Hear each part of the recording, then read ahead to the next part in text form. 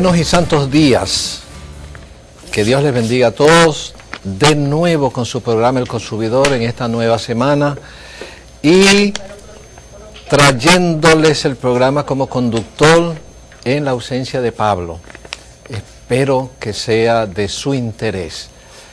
Haciendo un recorrido por los periódicos esta mañana, pude sacar 5 o 6 noticias de salud que le van a interesar a ustedes. Ya nosotros nos habíamos adelantado al periódico y habíamos comentado antes, y cada vez que yo veo una noticia que nos trae la prensa, donde nosotros somos protagonistas, yo me sonrío y digo, wow, qué bueno es estar en los caminos del naturismo. Una noticia: vegetarianos son más sanos, sobre todo para las enfermedades cardiovasculares y para la diabetes. Ya hemos comentado que esas dos enfermedades han hecho una nueva especialidad en medicina. El diabetólogo tiene que ser cardiólogo, el cardiólogo tiene que ser diabetólogo. ¿Por qué? Porque es una enfermedad que viene ligada. Señores, la prensa, justamente el periódico El Día, en uno de sus apartes, nos dice que mientras más vegetariano es usted, mejor maneja esas enfermedades. No nos cansaremos de cacarear nuestros huevos. Yo espero que usted así lo sea. Si usted es carnívoro furibundo, bájelo a 3 días a la semana. Si ya usted está en 3 días a la semana, bájelo a 2 o a 1. Y si usted está en 1, olvídese de la carne. La proteína es buena, pero no toda la proteína tiene que ser animal. Así de sencillo. Segunda noticia: uso de antibióticos en carne impacta la salud. Y el subtítulo: al consumirlos, el organismo se satura. Señores, yo no sé si ustedes saben que para que la carne sea sana, para que el animal crezca mucho, para que no tenga problemas de salud, se le inyectan antibióticos. Esos antibióticos no son termodegradables. ¿Qué quiere decir esa palabra rara? Que no se pierde el antibiótico mientras se dure la cocción de los alimentos.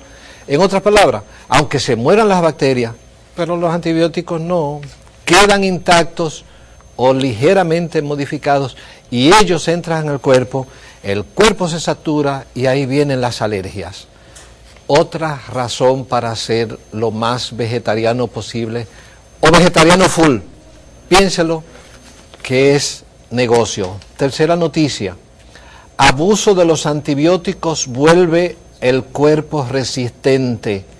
A propósito, la Organización Mundial de la Salud dedicó el Día Mundial de la Salud en esta semana que recién termina al tema de los antibióticos y la resistencia. Señores, en el programa de hoy vamos a hablar un poquitito más acerca de qué es lo que sucede y cómo la medicina natural puede ayudar en esta problemática. En otras palabras, los antibióticos. Si usted puede optar por un antibiótico natural o por un protocolo de resistencia, de antibióticos naturales, úselo. Y si le falla como último recurso, váyase a los antibióticos convencionales. Ese es mi moto, esa es mi regla, y es lo que yo he tratado de transmitirle durante los últimos 13 años a todos ustedes. Número 4. Verdades sobre el consumo de la sal y del azúcar. Ya ustedes saben que yo soy un fiel defensor de que usted coma sin sal. De que hay una tercera parte de los hipertensos que debe su hipertensión a que consume demasiado sal.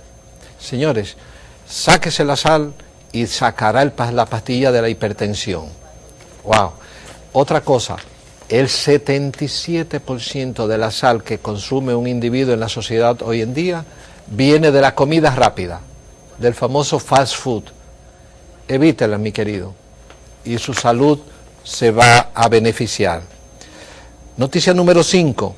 ¿Por qué algunas personas no pueden digerir la lactosa? Ya ustedes nos han oído muchas veces. Según ese artículo que sale en el periódico Hoy, nosotros no digerimos, tenemos una enzima llamada lactasa que se produce full los primeros 2 años de vida, primeros 2, 3, 4 años de vida. ¿Qué sucede? Que a medida que crecemos esa lactasa, que es la que metaboliza la lactosa, en galactosa y glucosa, va disminuyendo, va disminuyendo, va disminuyendo. Llega un momento en que no producimos lactasa. Resultado, los alimentos con leche no los vamos a digerir y tremenda revolución vamos a tener en el estómago de gases, una guerra, una digestión lenta. Señores, la medicina natural nos dice que la leche fue creada por Dios para los niños. De hecho, en la naturaleza ustedes no va a ver un animal adulto bebiendo leche. Usted va a ver los becerritos, los chivitos, los gaticos, los perritos, los bebecitos. Parece que en el diseño cósmico del Creador, de nuestro buen Dios, Él no planificó que el hombre se pasara toda la vida bebiendo leche.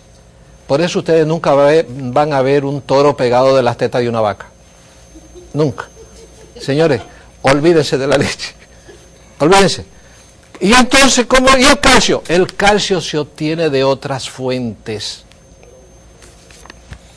como son las fuentes vegetales. Y finalmente, UNED celebra seminario sobre medicina verde. Lo anunciamos aquí, invitamos a muchos de ustedes que nos acompañaron, le agradecemos su asistencia. Y señores, creemos que nuestra universidad está a la vanguardia de la medicina alternativa. Es una universidad alternativa donde promueve la agricultura orgánica y la medicina integrativa. Como decimos, lo mejor de lo convencional con lo mejor de lo natural. Señores, fue un éxito. De hecho, yo quise traerme un pedacito de ese seminario sobre medicina verde que contó con los auspicios del Ministerio de Medio Ambiente, Ministerio de Ambiente y Recursos Naturales, con la participación del doctor Jaime David Fernández Mirabal, que no sé si todos ustedes saben que aparte de médico es agrónomo y político, claro está.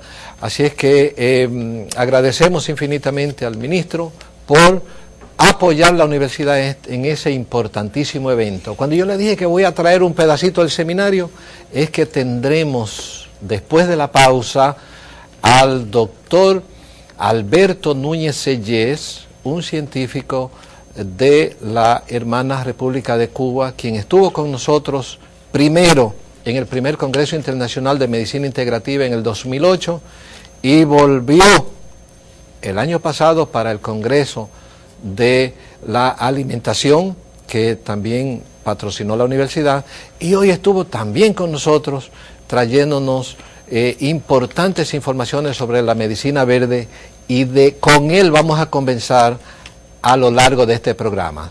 Así es que, tranquilo, vamos a una pausa y volvemos en un ratico con el doctor Alberto Núñez Sellés.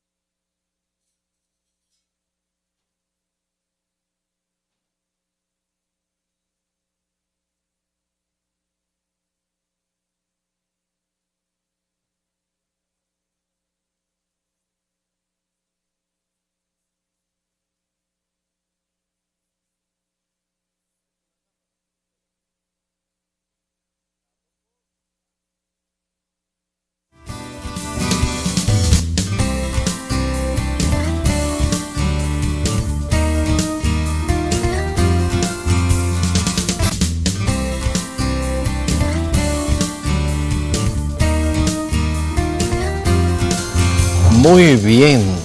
Amigos, hoy tenemos un programa interesantísimo, como ya le auspiciamos. Tenemos al doctor Alberto Núñez Sellés, un científico del Departamento del Ministerio de Salud de Cuba, que hoy nos honra con su presencia. Pero antes de hablar acerca de lo tratado en el Seminario de Medicina Verde, tanto por él como por otros conferencistas, yo quisiera que vayamos a la calle y veamos lo que la gente dice acerca de sus plantas medicinales favoritas. Veamos.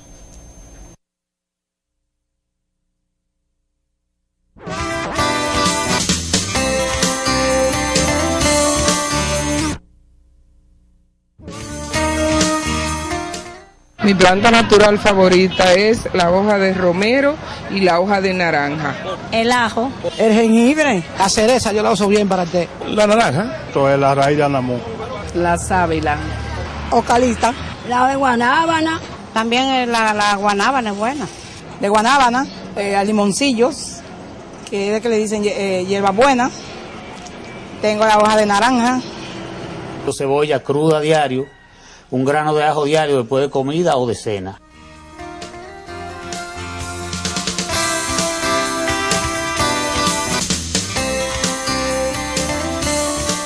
Exactamente, en otros dos cortes vamos a ver los favoritos de nuestros televidentes. Yo sé que ustedes también tienen sus favoritos y vamos a ver en unos 28 o 30 entrevistados cuáles son sus favoritos y vamos a ver por qué. Doctor Núñez, qué bueno de verle, qué bueno de verle. Muy agradecido por la invitación. Estuvimos la semana pasada, exactamente el miércoles, celebrando el Día Mundial de la Salud en ese seminario sobre medicina verde. Tuvimos el privilegio de tenerle a usted con dos exposiciones, una sobre la medicina verde en Cuba y otra sobre la moringa. Oigan ese nombre, señores, moringa, que de ahora en adelante lo vamos a oír mucho en nuestro país. Bueno, quizás no lo vamos a oír como moringa, pero sí como árbol libertad. Pero vamos a la medicina verde en Cuba. Cuando yo tuve el privilegio de estar en uno de los congresos médicos en su país, me enteré que su presidente, Raúl Castro, había dicho, la medicina verde llegó para quedarse. Ustedes oyeron, la medicina verde llegó para quedarse, que no fue una moda, que no fue algo pasajero. ¿Es cierto eso? Sí. Primero que todo, antes de responderte, quiero agradecerte a ti, a la UNEF, al Ministerio de Medio Ambiente, la posibilidad de estar de nuevo en esta que es ya casi como mi casa, como mi patria. Me siento un cubano dominicano. La medicina verde en Cuba yo pienso que ha pasado por las mismas vicisitudes que ha pasado en Dominicana. Es decir, la incomprensión de los médicos alópatas, de la gente que abusa a veces de la medicina verde y le atribuye propiedades mágicas sin haberlo aún demostrado científicamente. ¿Qué ocurrió en Cuba que aceleró la introducción del programa de medicina verde? La caída de la Unión Soviética y la desaparición del bloque socialista. Y eso hizo, desaparecieron los medicamentos en la farmacia casi de un día para otro. Dejaron de haber, el abastecimiento fundamental de las materias primas para producir medicamentos venía de Europa del Este desapareció, desaparecieron los medicamentos. Entonces, en ese momento, Raúl Castro era el ministro de las Fuerzas Armadas. Y en ese momento dijo que había que impulsar el programa de medicina verde como una necesidad del país para tiempo de guerra. Y entonces se tomó un acuerdo en el Comité Ejecutivo del Consejo de Ministros allá en Cuba para impulsar la medicina verde y empezar a poner en la farmacia tinturas, extractos, melitos, droga seca, que permitiera sustituir la carencia de medicamentos de la medicina sintética, vamos a decirlo así. Una parte. En medicina nosotros le decimos droga a todo lo que es un medicamento. Ajá, o sea, no es la droga.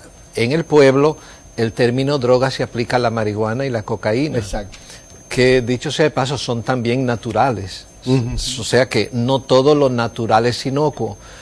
O sea que las medicinas vinieron entonces de las plantas y se importantizaron en ese momento. Estamos hablando del año... Estamos hablando del año 93, 94. Y ahí empezó un programa de medicina verde que ha tenido 4 pilares fundamentales. El primer pilar ha sido la formación de los recursos humanos, formación de especialistas en medicina natural y tradicional para atender la población. Hoy en día en cada policlínico y hospital de Cuba hay una consulta de medicina natural y tradicional. Como nosotros esperamos que en nuestro país ¿Qué faltaría? haya también ¿Qué faltaría? en un futuro inmediato. En segundo lugar fue esto mismo, es decir, hacer la infraestructura de la medicina verde en la red hospitalaria y de policlínico del país.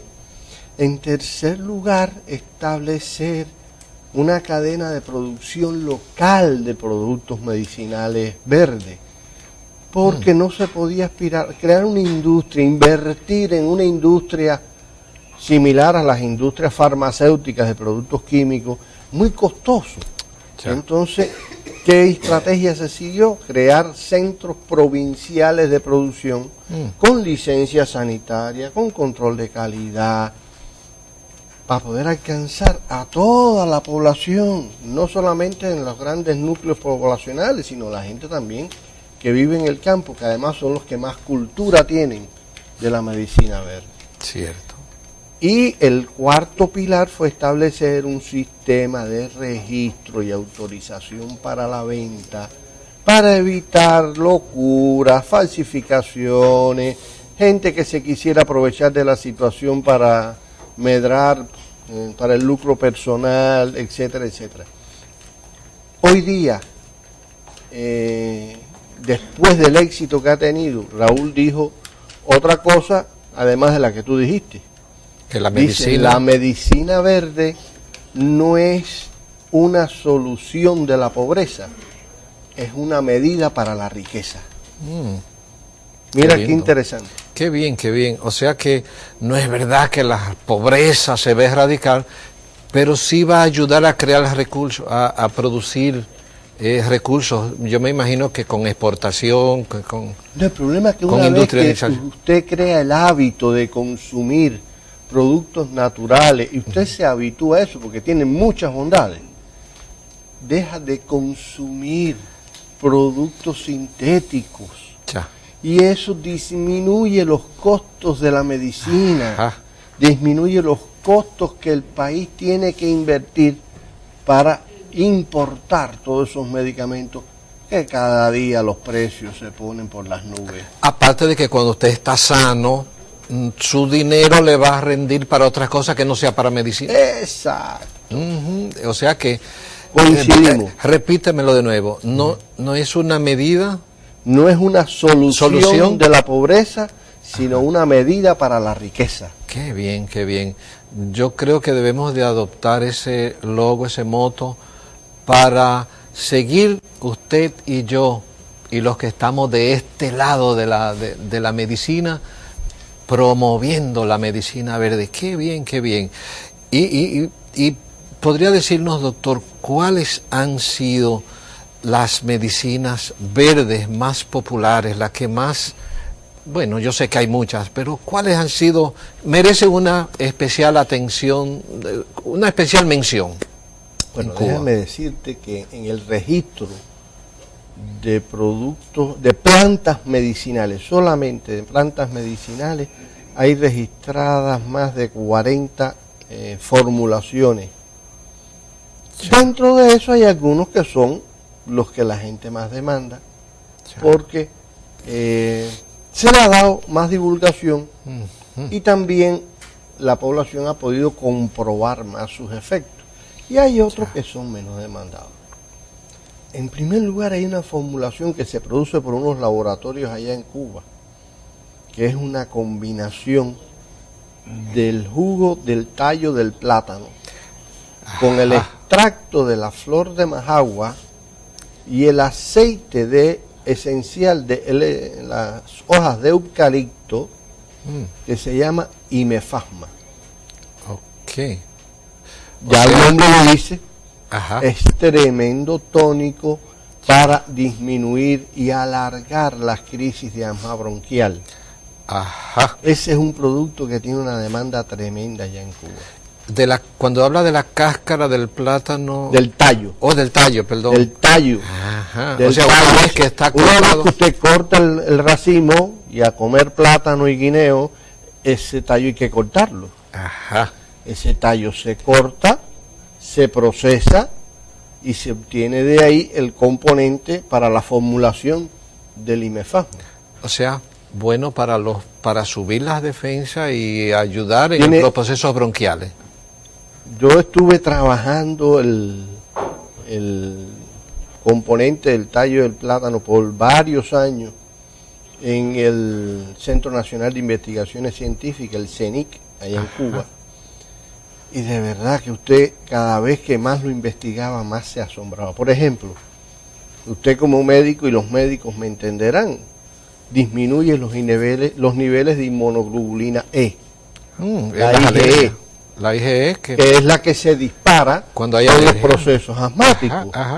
Y entonces, ¿cuál es uno de los beneficios que tiene el polvo del tallo del plátano? Es que disminuye los niveles de IgE. En el caso del aceite esencial de eucalipto, tiene un componente que es el 1,8-cineol. El problema es que cuando usted va a hablar de medicina verde, necesariamente tiene que hablar de química. Sí.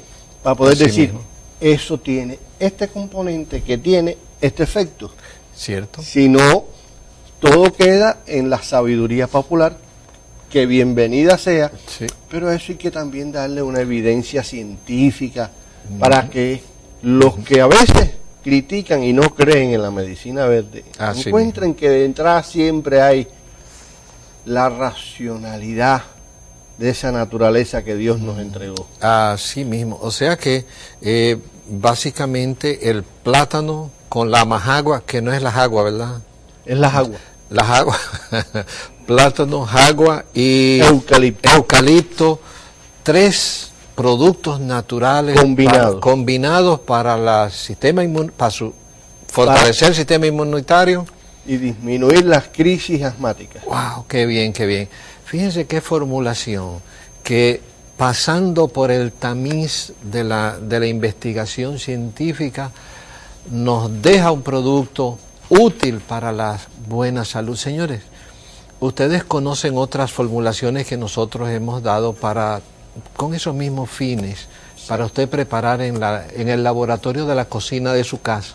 Pero qué bueno cuando el Ministerio de Salud está de parte nuestro y nos ayuda de una manera natural a recuperar la salud. Qué bueno. Hay otra planta medicinal que a mí, no sé si nos va a dar tiempo en este bloque tratarlo, pero tiene que ver con el mango. Yo creo que podemos introducir el tema y seguirlo luego. El mango, buena idea. ¿Cuáles son las bondades del mango? Aparte de que sabe riquísimo, es la fruta más buena de la bolita del mundo. Yo recuerdo cuando yo empecé a investigar, yo estuve 10 años investigando el mango. Wow. Un equipo de investigación multidisciplinario.